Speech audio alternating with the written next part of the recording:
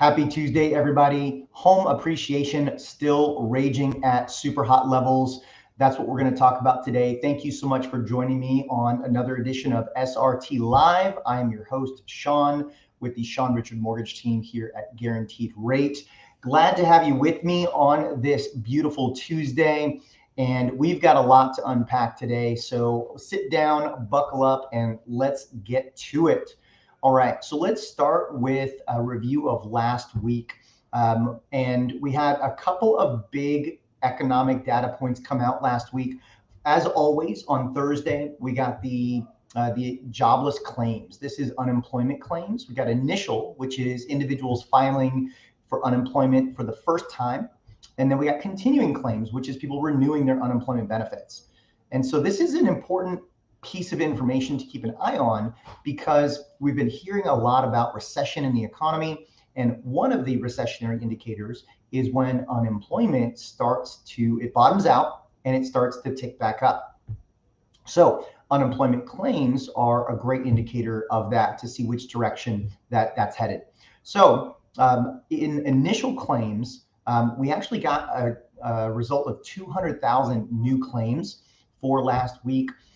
Or for the prior week. The week previous to that was 200,000. So claims ticked down a little bit. The week prior was 211,000. I apologize. So 211,000. Then the next reading was 200,000. So still staying really, really low. If you recall from one of my previous videos, our post-pandemic lows got us down into the 180,000 range. So we've been hovering in that 180 to 220 for a while now. And so if we start to see that claim number tick up above that, that could be an indicator. On continuing claims, our last reading we got was 1.343 million. And we actually dipped a healthy amount by about 35 million. We came down to 1.309 million. And so still staying low. What does that mean? That means that the employment market, the employment market is staying robust, is staying strong. I think we can all see it. Lots of job openings, not enough workers to fill those openings. So strong employment market. We also got on Friday the Board of Labor and Statistics National Jobs Report and corresponding the unemployment rate. And the jobs report came in at a much higher level than expected. The market consensus was 325,000 new jobs created for the month of May. We actually got 390,000 jobs created. So a big beat on the jobs report, and again, just more data pointing to a strong labor market. Unemployment, though, was expected to tick down to 3.5%, but it held steady at 3.6%.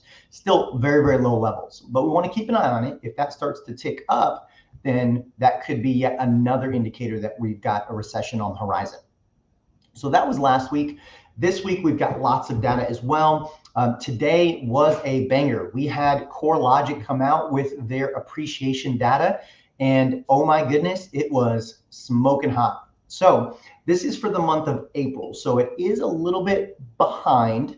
And so we'll want to watch the appreciation levels as we continue forward, since a lot of you are starting to see the market cool off just a tiny bit. And I'll touch on that here in just a few. With CoreLogic, month over month numbers for April was 2.6% home price appreciation, which is extravagant. Obviously, if we were to extrapolate that out, annualize that, we're upwards of 30% per year.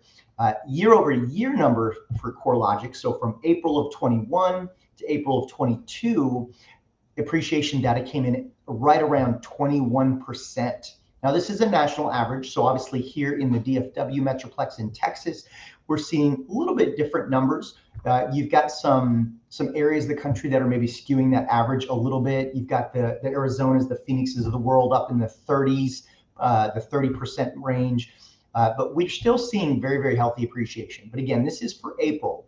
But I do want to point out that last year, about this time, CoreLogic had came out with their prediction that we were going to see roughly 4% appreciation in home values for the preceding 12 months.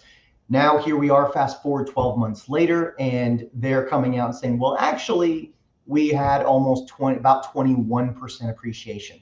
So the market's still very, very hot, but we're going to keep an eye on it. Now, let's talk about the rest of this week. So relatively light data week this week, but we've got the usual jobless claims, unemployment claims on Thursday. We want to watch that.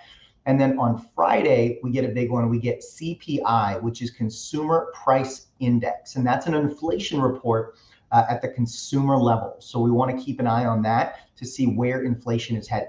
Just as a reminder, inflation is the enemy of interest rates. So as inflation rises, interest rates are going to rise as well. And that's why we want to keep an eye on that. I'm going to show you some charts here in just a second. Let me go grab this real quick. All right, we're going to share my screen so that way I can show you.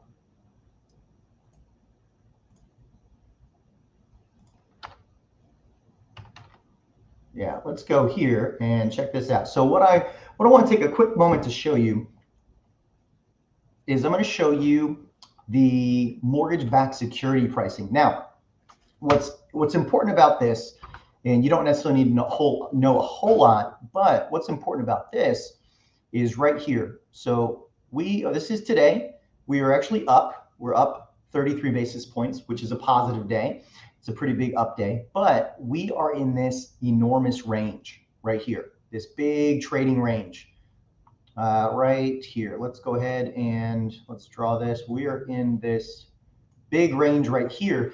And what that does is that opens up to a lot of volatility. We could see wild swings in mortgage-backed security prices. We could see, which would result in swings in interest rates. So a very volatile time. It's important that your clients are having conversations with their lender about the trends and the market on when the best time to lock in a rate is. If they're not getting those conversations from their lender, you can always have them reach out to us. We're happy to help them out. Now, as you can see, the 10-year treasury back under 3%. If we take a look at this real quick, we can see that staying under 3% is a pretty big deal because we've got this threshold that we've been battling with.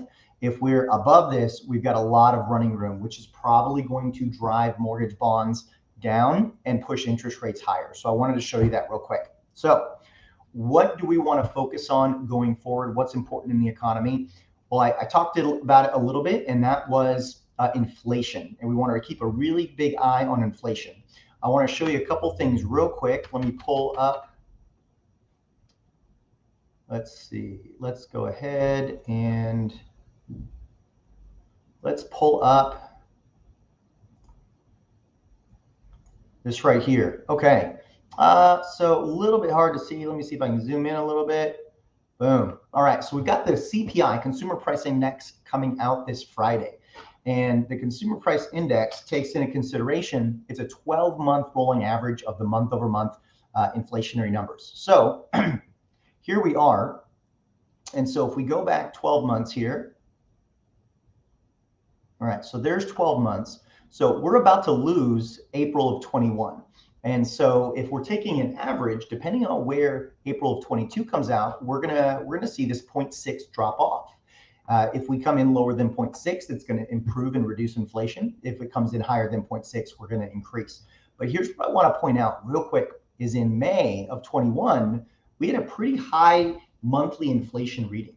And so next month's inflation report, we may see inflation tick down as we come in, if we get a better reading or a lower reading than this 0.9. And that's going to be most likely what I would anticipate to be a head fake, because if we look at the summer of 2021, we had some pretty low inflation readings. So depending on where inflation sits this summer, we're going to see some low readings drop off. And depending on what readings we get this summer, we could see inflation tick back up. So although next month we may see it tick down, I think that could be a head fake. We may see it tick back up over the course of the summer. And then we start seeing some higher readings, and that's going to cause, that's likely going to drop those off. and replaced with hopefully lower readings is going to start to bring inflation down. So something to keep an eye on. Additionally, with inflation, I want to show you this calculation as well. We are at approximately $5 a gallon in gas, a little bit under. And so right there, all right, here's where we're at. Now, this time last year, we were about just over $3 a gallon. So we're up $1.86. So what does that mean to the average consumer and their wallets? So average miles per gallon, any given car is about 20. I know some of you get a little bit more, some of you get a little bit less. And so if we divide that out, the average cost per mile is about 9 cents. And if we say that the average consumer drives about 14,000 miles a year, which might be a little bit on the low side. I know our driving has come down a little bit since the start of the pandemic, but 14,000 on average. I know my realtor friends out there, you're probably triple that, and so your cost is probably up a little bit higher. So the average additional cost per year, $1,260 broken down on a monthly basis. So maybe the average consumer is seeing a cost increase on a monthly basis of about $100 in fuel costs. Couple that with increased grocery prices, increased home prices, increased interest rates, everything's going up. There's definitely a lot of pressure on the consumer right now. So inflation potentially coming down towards the end of this year is a welcome respite from the inflation that we've seen over the last 6 to 12 months. So I wanted to show you that as well. All right. So what else are we focused on? We are focused on home appreciation. So a lot of you out there in real estate world, my partners, other real estate agents, you've noticed that we're seeing a little bit of a softening in the market right now. Now, first and foremost, this time of year, we do see inventory tick up. And so that is probably part of the reason we're seeing that softening. We're seeing inventory come up a little bit. And I think we've got a lot of buyer fatigue out there as well. So you've got demand coming down a little bit because of the higher interest rates, higher prices, buyer fatigue. And then you got inventory ticking up a little bit, creating a slight soft spot in the market. And that's fantastic news for anybody looking to buy right now. I think we're going to continue to see inventory dwindle later this summer into the fall. As it normally does that time of year, but we've got a great opportunity with this soft spot in the market right now. So if you're working with buyers that are on the fence, talk to them about these details, talk to them, educate them, so that way they have an understanding that now is a phenomenal time to be buying a home. Appreciation is still running extremely hot, and we've got this soft opportunity in the market. But what we want to watch going forward is, are we going to see the appreciation data over the next couple of months reflect the softer market we have now? Next month, are we going to see the appreciation data come down a little bit? The following month, are we going to see it even further down? So we want to keep an eye on that.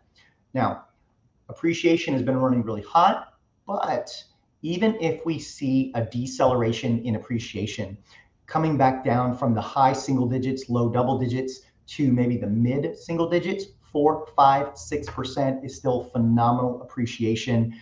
5% on a $500,000 home, $25,000 a year, which is incredible appreciation. And so talk to your buyers. If they have questions and need lending advice, they can reach out to me right there. If you have any questions about any of the information that I've covered today, please don't hesitate to reach out. Ask your questions in the comments below. And as always, make sure that you hit the subscribe button if you love the information and want to get more real estate market data, business building, marketing tips and ideas, top producer interviews. My team is here to provide you all of the resources that you need to be able to go out and be an amazing part of our industry. And so I appreciate you so much. Thank you so much for joining me on another episode of SRT Live. Again, I'm your host, Sean Richard, and have an incredible rest of your week.